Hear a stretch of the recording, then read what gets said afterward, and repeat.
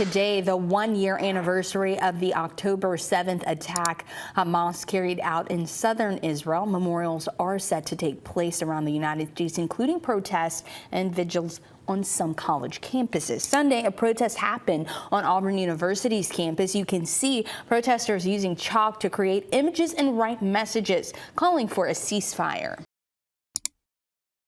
Hey folks, Dale Jackson here for Yellowhammer Now. Let's talk about this situation going on at Auburn. You've obviously seen the clip here, but they get the story wrong. I mean, it's just the reality of the situation is the individual on the receiving end of the beating pretty much deserved it. Now, you may not know this, but I'm a retired professional wrestler. And again, professional wrestlers never actually retire.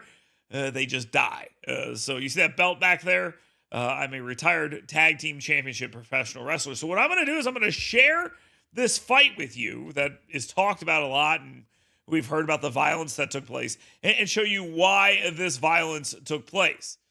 So we'll give you a little play-by-play on this because that's what you come here for. Fight play-by-play. So let's take a look at this. You see the genius sign that says no USA for Israel and all this other stuff.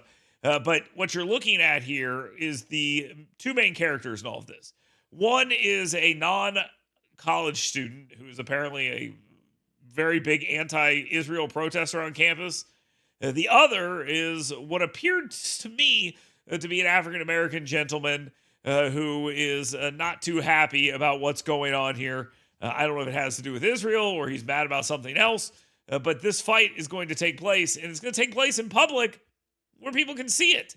Now, the reporters who reported on this either didn't know that this video was out here, or they went off of what the Auburn Plainsmen absurdly relayed to their readers, and I think that was pretty much the catalyst for all of the coverage.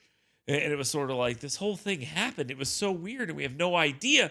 And this man was assaulted. And even the reporter, the little nerdy guy you're going to see running around here, said that he saw an assault take place, implying that the guy who was getting his ass kicked was somehow the victim here. But as you're going to see, that's not what actually happens here. So let's go ahead and roll some of this, and I'll stop it as we go. I don't have the audio. It's just a bunch of yelling at each other and people saying, come on, do something. No, you do something. So here we go.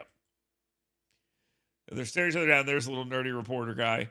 This is across the street from the protest. And you're watching this, and they're both saying, do something, do something, do something. So you get a little bit of a shove, and then they step back, and then you get a swing. That's the first swing. And that comes from Stephen McGentry.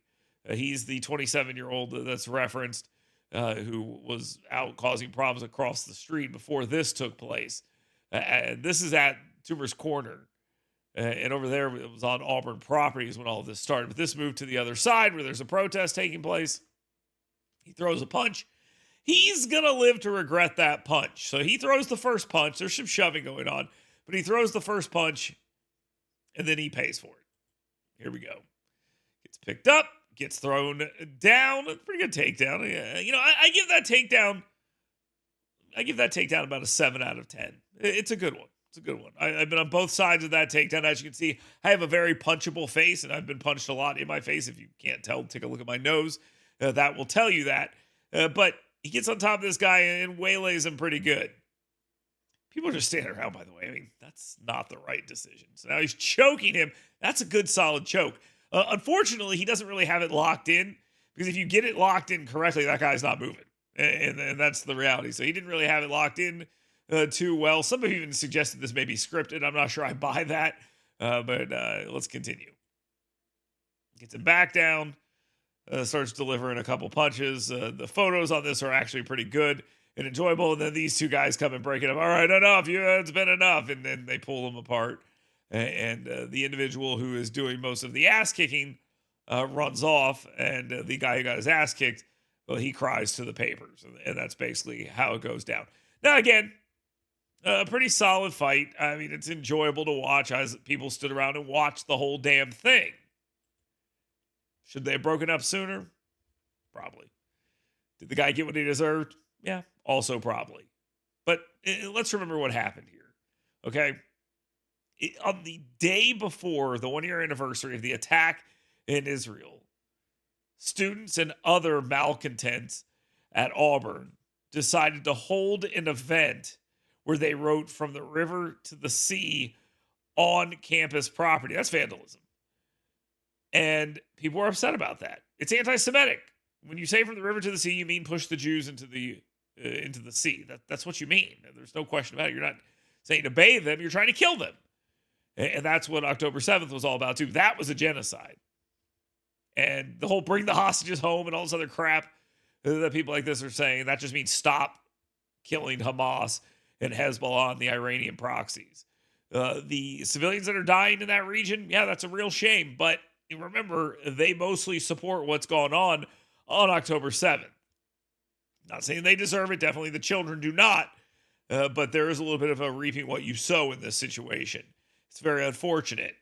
If the hostages came home, the international community would definitely be able to stop Israel from what's going on right now. But until those hostages come home, good luck. Good luck on that. And now you got Hezbollah attacking too. They're all Iranian proxies. So that's what it's all about. And this situation at Auburn, it's unfortunate. Nothing should come to this at political protests or anything like that. But sometimes it happens. Sometimes getting punched in the face is good for you. And the individual that got punched in the face, it should be good for him. And trust me, as someone who's been punched in the face a lot, you learn something every single time. So I don't feel bad for this guy. The individual who did most of the punching seemed to be justified, but you probably shouldn't let people get to you like this over things like this. I understand that it's heated, but the media, let's talk about them for a second. They messed this story up, and the reporter is there. The photojournalist is there. There's no excuse for the way the Auburn Plainsman wrote that story because it does not tell the whole story at all. But the reporting on this has been pretty bad. And going off of just a little note for the professional journalists out there, which I am not one. I am Alabama's most trusted journalist, but I am not a journalist. A little note for our journalist friends out there. Maybe going off of the firsthand accounts of stupid college kids is not a good idea. Because the Auburn Plainsmen, they had people on the scene and they still got the story wrong.